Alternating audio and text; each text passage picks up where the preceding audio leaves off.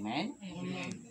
Mauna siya kamaturan sa 4:10, for whether we live unto the Lord. Sa diya nga buhi kuno kita, magkabuhi kuno kita nga naa kay Kristo. And whether we die unto the Lord. Whether we live therefore or die, we are in the Lord. Dili sa istorya, may assurance kita sa salvation, sa kaluwasan. Patay man kita o buhi, kay tapos nato gidawat si Kristo, tapos nato gisurrender nga Lord, isa ako ka makasasala. Repent ka dayon. Gusto ko biyaan ang akong sala Ginoo, pero dili na ko mahimo. Mao nang ikaw mao maghimo nga ako makabiya og kasalanan. Amen. Mao nang nga kamo gainom kamo, kita, gasigarilyo, gabisyo. Kung inyong kabubuton na siya nga biyaan ninyo, hindi na mabiyaan. Believe me. Pero once surrender ninyo na sa Diyos, Lord, na ako'y bisyo, mo inom pa ko, mo sigarilyo pa ko, isurrender ko ni sa inyong Ginoo. Kay kung ako lang ni Lord, hindi ko ni mahimo. That is a sign of faith. Sinyalis na siya nga may pagtuo ka sa Diyos. Kay nga naman kung kita lang ang maghimo, dili nato mahimo. Mao bitaw nga si Kristo nagpakamatay para sa atua. Kay nga naman ang tanan di nato mahimo. Only Jesus ang makahimo sa tanan. Para sa ako sa una, bisyoso lang siya ko. Tiniyo kay siyang unang Kristohanon. Manigarilyo ko, mo inom kay may mga tao daan ko. Pero sa diha nga gisurrender ko sa Dios ang tanan, Lord, di dahil na ako ni kaya. Tuo mo, na hantod sa kadugayan, di na ko ganahan mo inom. Di na ko ganahan mo sigarilyo. Og last nga fatal sa kuha nga di nagig ko mo painom og tao. Mag-istorya ko sa inyo ganiya. Napatay ako og angan, pastor. Nadto sa balay. Nang karon kay mainom siya, niabi nako, kalipay niya nga painom nako pag paluto og kinilaw, kanay pagkaon. Di painom kog beer na balong-balong niya bubog gamay. Gayon kay may sakit man siya sa baga. Mao to hinungdan nga nagmasakit siya. Pag masakit niya, biniyon sa isulti niya. Naglala ang akong gibati. Pag inom na ko to sa inyo, di ka mo mutuo na konsensya ko. Nakulod mo da ito. Pero wala ko gainom. Galing kay nagrespeto lang ko sa iya ha. Kay nagainom lagi. Abi na ko, kalipay niya. Pero resulta, nalipay niya sa primero, kasakitan ko. Nasabtan ko ninyo? Amen. Mo nang may mga pamagi ang Ginoo nga kung siya din kita makonsensya kay nga naman ni sa pagdawat nato kay Christ. Pagkayab ni Kristo sa langit, wala naman siya dili ang anak. Way naman ang amahan dito ano man sa langit. Gibingnan dayon kita niya og Holy Spirit. Amen. Amen. Amen. Hambalin sa Efeso 4:30, Ephesians 1:13, sa dihang nga gidawat nato si Kristo, gisilyuhan na dahil kita sa Holy Spirit of promise. Mo na nga mutuo kamo sa dili, kung tinuod kamo nga mga luwas, nga matudtuon nga gidawat ni si Kristo, maghimo gani kamo kasalanan, makonsensya kamo. Nga naman, ang Holy Spirit, mo ni siya ang nagalihok sa tao. Mo ni nagakonviksyon nga ikaw, anak ka na sa Diyos. Tinuai nga hindi nimo mapasubo ang Holy Spirit para lagod na sa imong amahan. Oh, yang imong amahan matarong ikaw nagbisyo nga bata. Ang sipat sa kun sa imong tatay, sa imong lanay. Ikaw murag magpahambog ka pa? Be proud ka lang gapon but sige kag pangluyaw, sige kag paninggit is kalsada. Abi nyo inyong ginikanan wala na subo. Like father nga naa sa idin. Ang ginabatsag na niya. Nari. So, mo nang giingon niya, nga buhi manggaling kita o patay, iyan ang kita ni Kristo. Og nahitabo na siya sa panahon ni David. Nganong nasulat ang Salmo? Kaysa diyang nga si David, gipili sa Dios, gitagaan sa tanan, gitagaan og gingarian, gitagaan og dagag-asawa, gitagaag kabtangan, gitagaag mga bata. Pero mo tumog sa dili, si David nakasala. Amen. Sabi ninyo, ang kinasala ni David, babae. Babae ang nasalaan ni David. Sa pagkasala ni David, sabi ninyo, ingon pa niya, wala na siya'y kalipay. Amen. Amen mga anak sa Ginoo. Amen. Kung kita nagkapagkasala, may kalipay pa ba kita? Basig samot ba itong kalipay?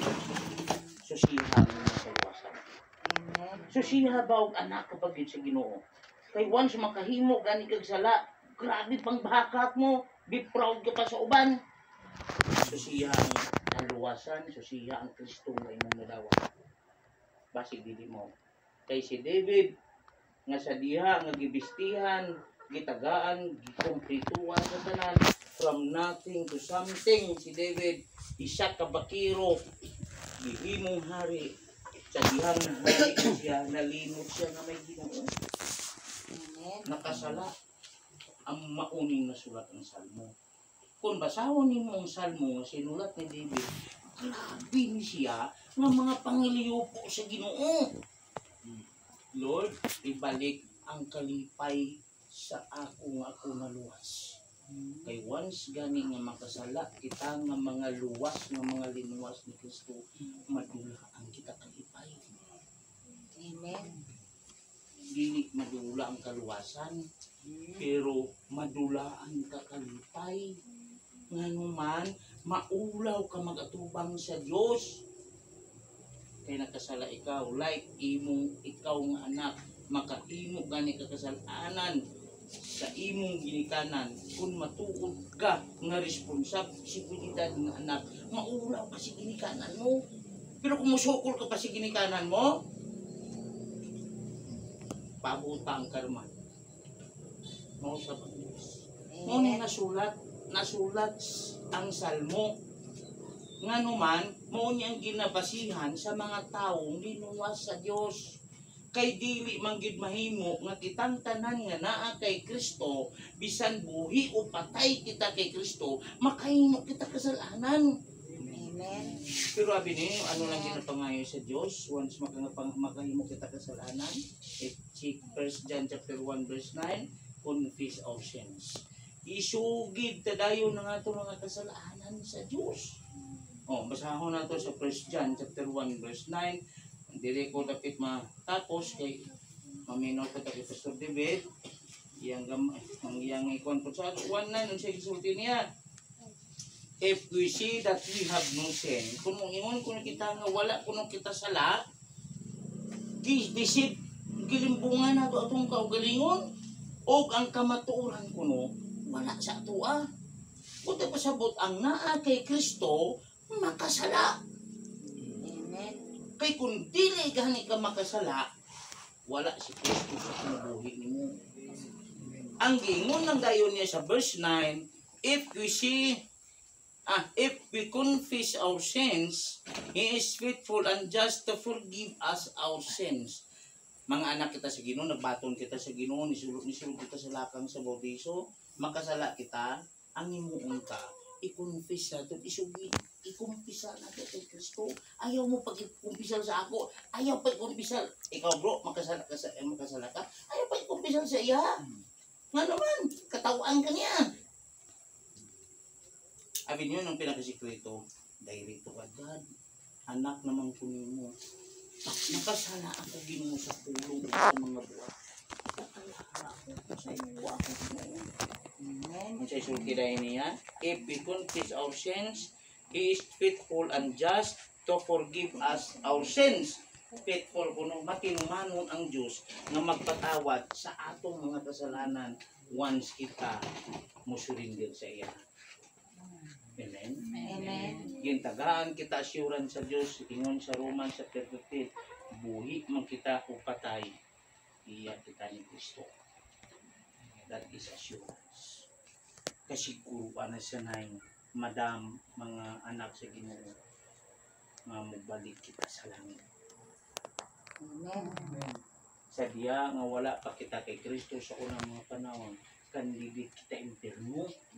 Pero tungod sa grasya lamang sa Dios, kita nakabati sa iyang pulong, gipahumok sa Dios ang atong tagipusoon, gitawat nato siya, mao na nga karon iya na kita sa tagalangit.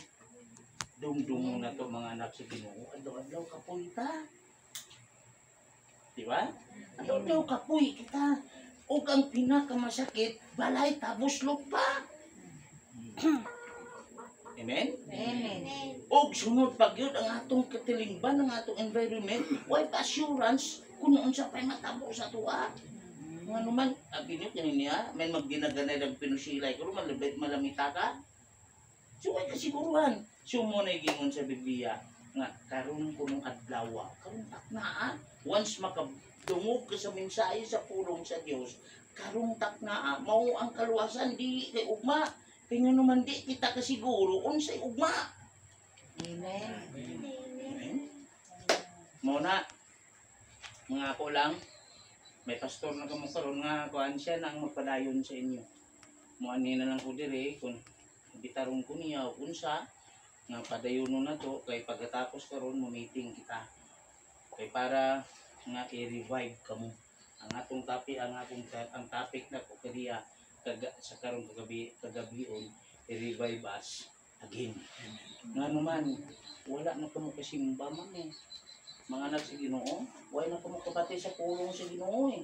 So kung matuod kamo mga luwas, nahidlaw ko mamati sa pulong sa Dios. Amen. Di ba? Muna karon ang atong topic, revive us again. Dasiga ako otro Ginoo. Kaya mo na giingon niya kagani ni David, sa diya nga nakasala si David, ano ingon niya, ang sa isulti ni David sa Matthew, sa Psalm chapter 35, ibalik ko mo ang rejoice. Ginoo, ibalik sa ako ang kalipay. Sa isulti niya, dirihaw. Turn us, O God, of our salvation, and cause thine anger toward us to cease. Wilt thou be angry with us forever? Wilt thou draw out thine anger to all generation? Ingon niya, bisa nakasala ko Ginoo, pangabay ko, gangiyo ko sa imo nga, waan na ang kasuko mo sa kuwa. Sumuna itong pangayoon sa Ginoo, sa makasala kita, Lord, waan ang kasuko mo sa kuwa. Ngano ako'y kalinaw, ngano akong pamilya mo ni, ngano ingon ani, tanan, ngano ingon ani, ngano man, may sala kita sa Diyos. Mana na ingon dayon siya sa 7, shew us thy mercy, O Lord, and grant us thy salvation. Amen. Ingon na siya, Lord, ipakita sa ako ang imong kaluoy liwat. O i-restore, ibalik ang kalipay ko sa akong kaluwasan. Ano yung ingon? I will hear what God the Lord will speak, for he will speak peace unto his people, and to his saints, but let them not turn again to folly. Surely his salvation is nigh them that fear him, that glory made will in our land. Mercy and truth are met together, righteousness and peace have kissed it. So, amen. Amen? Amen. So, basi kung naka-experience ka mo, yung una na mensahe na to, or revive us again. Amen? Amen. O, dili lang ko puto, kay nagutog gabi, kay muhatag ko si pastor sa iyang sulti pastor, konsat. Ato pa mo. Lagi na gabi, suwan.